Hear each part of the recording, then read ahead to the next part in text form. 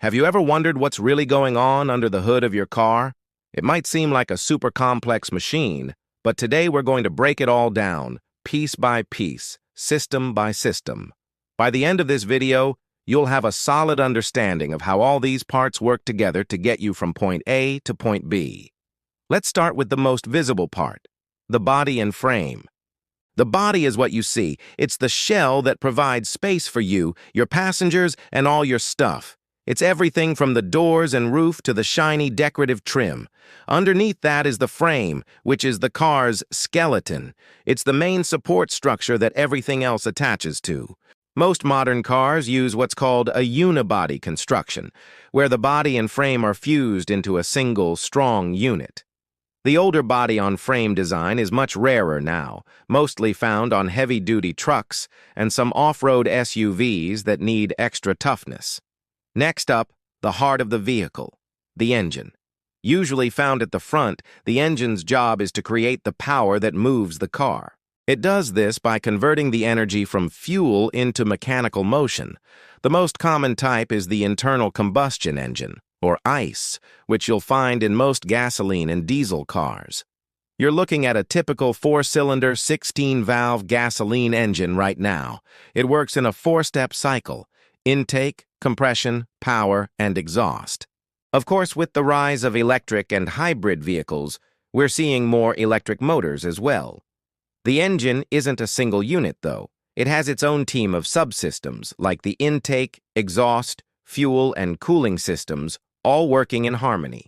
So, the engine creates power, but how does that power get to the wheels? That's where the transmission comes in. It's the vital link between the engine and the wheels, and its job is to manage and direct the engine's torque. We can group transmissions by their gearbox type. You've got the manual gearbox, where you, the driver, use a clutch pedal and a gear stick to change gears. Then there's the automatic gearbox, which is much more common today. With an automatic, you just shift into drive, and the car handles all the gear changes for you. Transmissions also differ based on which wheels they power.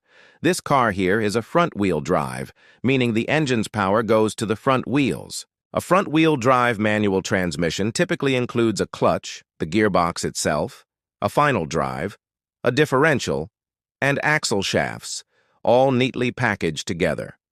When you combine the engine and the transmission, you get what's called the powertrain. Another popular setup is rear-wheel drive. In this case, the power is sent to the back wheels. This system adds a propeller shaft to carry the power from the front to the rear. The final drive and differential are located on the rear axle, separate from the gearbox. And for maximum traction, especially in tricky conditions, there's all-wheel drive. Here, torque can be sent to both the front and rear axles, either all the time or just when needed. All-wheel drive systems add a transfer case to distribute that power. Now let's talk about the ride itself. That smooth, comfortable journey is thanks to the suspension system, wheels, and tires. They work together to absorb bumps and keep the car stable and safe. The wheels, which can be made of steel or alloy, are wrapped in tires. These tires create an air cushion between you and the road, and sometimes they have an inner tube. Diving into the suspension, you have several key components. There's the wheel hub, which the wheel mounts onto. You have springs, like the coil springs you see here, which absorb the big bumps.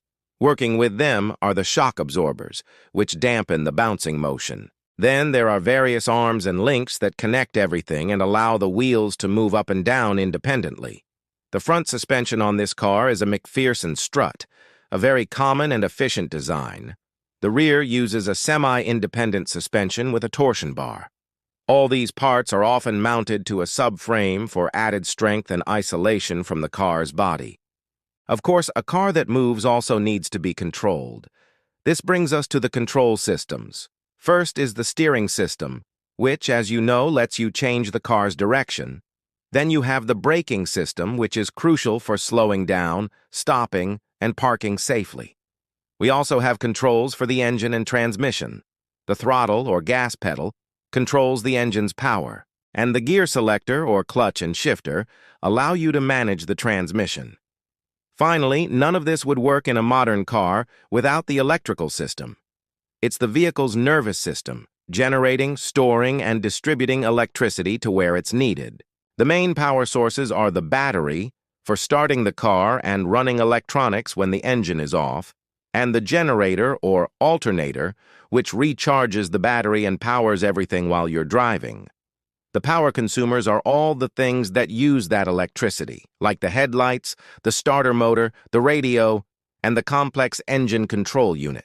All these components are connected by a web of electrical wiring, and they're protected and controlled by relays, fuses, and all the buttons and switches on your dashboard. And that's a complete tour of the basic anatomy of a car. We've covered the body and frame, the engine, transmission, suspension, control systems, and electronics. It's a lot to take in, but now you have a much clearer picture of how these amazing machines work. If you enjoyed this breakdown and want to dive deeper into any of these systems, make sure to subscribe and hit that notification bell. We've got more videos coming your way to explore each part in greater detail. Thanks for watching, and we'll see you in the next one.